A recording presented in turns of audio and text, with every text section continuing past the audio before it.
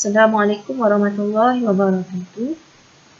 Pada hari ini kita akan belajar tentang hukum tajwid, iaitu alif lam syamsiah dan alif lam qamariyah. Okey. Macam mana untuk kita membezakan antara hukum alif lam syamsiah dan juga alif lam qamariyah? Okey, kita lihat dulu alif lam syamsiah. Okey, di sini adalah huruf-huruf alif lam syamsiah.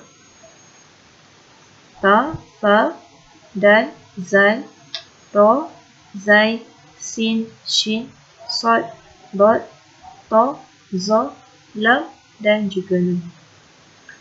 Okey, jadi untuk mengenal pasti kalimah itu mengandungi alif lam syamsiah, yang pertama sekali kalimah itu mestilah ada huruf alif lam. Okey. Kemudian huruf lam ditulis tetapi tidak disebut. Yang kedua, huruf lam tidak berbaris. Dan yang ketiga, huruf yang terletak selepas huruf lam dibaca bersyaddah. Okey, bersyaddah ni maksudnya ada tanda sabdu. Okey. Okey, kita lihat contoh dekat bawah. Kalimah at-tariq. Okey, kalimah at-tariq. Okey, kalau kamu perasan dekat situ, huruf lam tiada baris. Okey, huruf lam tiada baris. Dan selepas huruf lam itu ada huruf ta yang ada tanda syaddah ataupun ada tanda sabdu dekat situ. Okey. Dan juga bila kita bacakan kalimah ini, huruf lam tidak disebutkan. Okey, kita tak baca al-tariq. Tapi kita baca apa? At-tariq. Seakan-akan huruf lam itu hilang semasa kita baca. Jadi itulah yang dimaksudkan dengan hukum alif lam syamsiah.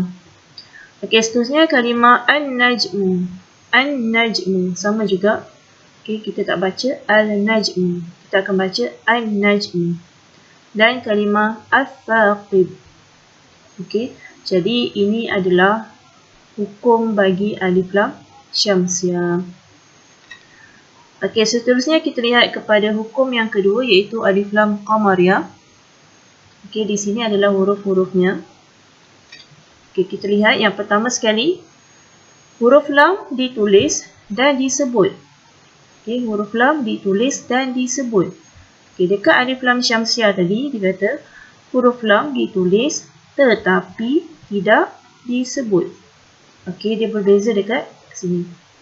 Kemudian yang kedua, huruf lam sentiasa berbaris sukun. Okey, huruf lam itu sentiasa berbaris sukun ataupun kita panggil sebagai baris mati. Dia ada tanda bulat ke huruf lam. Kemudian yang ketiga, huruf yang terletak selepas huruf lam berbaris atas, bawah dan juga depan. Okey, jadi kita lihat contoh. Al-qari'ah. Okey, al-qari'ah. Okey, sekarang ni kita baca tadi huruf lam tadi disebut. Okey. Dan selepas huruf lam ada huruf qaf yang berbaris di atas. Kita tak baca al-qari'ah. Pelik sangat bunyi. Kita akan baca al-qari'ah.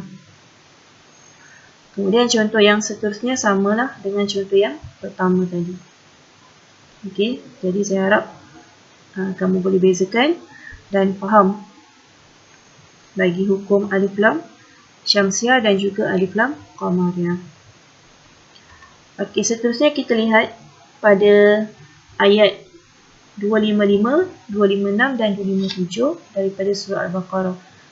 Ustazah nak pesan, ini adalah ayat hafazan yang kamu akan kena hafaz bagi tingkatan 4.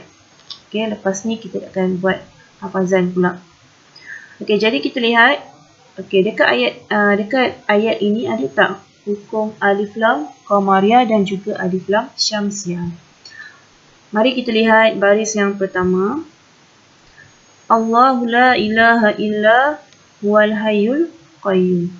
Okey, kamu nampak ada dua kalimah yang mengandungi huruf alif lam, iaitu al-hayyu dengan al-qayyum. Okey, jadi ini apa hukumnya? Alif lam qamariyah ataupun alif lam syamsiyah? Okey, betul Jadi ini hukum dia adalah alif lam qamariyah. Alif lam qamariyah. Okey, saya buat singkatan je lah. Okey, dan ini pun sama juga. Okey, alif lam qamariyah. Sebab apa alif lam qamariyah? Sebab dekat huruf lam itu ada tanda mati. Okey, kat sini pun sama juga. Okey, senang nak bezakan antara alif lam qamariyah dengan syamsiyah. Okey, seterusnya kita lihat. Okey, lahu ma fis samawat. Okey, kalimah as-samawat dekat sini. Okey, jadi apa hukum dia? Alif lam syamsiyah ataupun alif lam qamariyah? Okey, betul Jadi hukum dia adalah alif lam syamsiyah.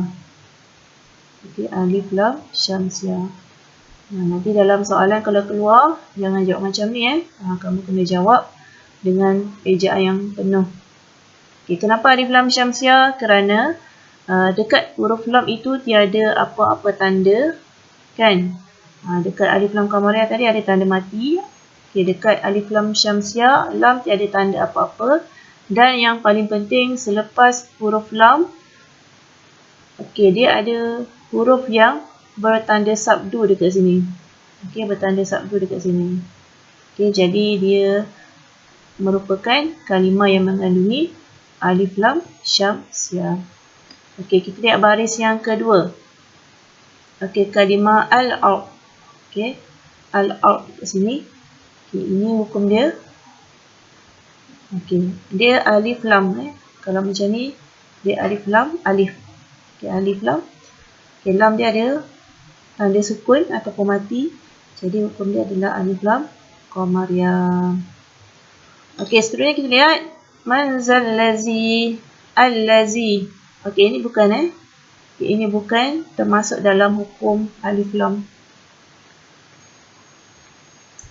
Okey, seterusnya kita lihat. Okey, ni sama macam sebelumnya. Okey ni, kalimah ni al-aliyul azim. Okey, ini adalah alif lam qamariyah. Okey. Jadi yang seterusnya kamu dah faham lah. Okey, macam mana nak bezakan antara hukum alif lam qamariyah dan juga alif lam syamsiyah. Okey. Dan yang terakhir sekali, okey, ini adalah tugasan yang kamu kena lakukan. Yang pertama, kena cari 10 kalimah yang mengandungi alif lam syamsiyah dan 10 kalimah yang mengandungi hukum alif lam qamariyah. Nak cari dekat mana? Cari dekat dalam Al-Quran ataupun tafsir. Okey, dan ingat, sebelum memegang Al-Quran, kamu mestilah dalam keadaan berwuduk. Dan dah jumpa kalimah tersebut, terus salin ke dalam buku tulis. Dan saya nak kamu buat dalam bentuk peta aiting. Okey, terpulanglah nak buat peta bulatan ataupun peta pokok. Okey, ataupun peta buih, terpulang. Okey, kemudian nombor 3, hantar pada saya dan saya nak kamu sebutkan satu persatu kalimah yang kamu tulis tu. Sebab apa? Sebab dekat sini, setiap huruf yang dibaca, okey, Allah akan berikan 10 kali ganda pahala. Okey. Maksudnya sambil kamu buat kerja tu, kamu dapat pahala yang banyak dekat situ. Okey, jadi itu sahajalah daripada saya. Jadi boleh terus siapkan tugasan dan saya harapkan kamu dapat hantar pada hari ini sebelum jam 6 petang. Okey, jadi itu sahaja. Terima kasih. Assalamualaikum warahmatullahi wabarakatuh.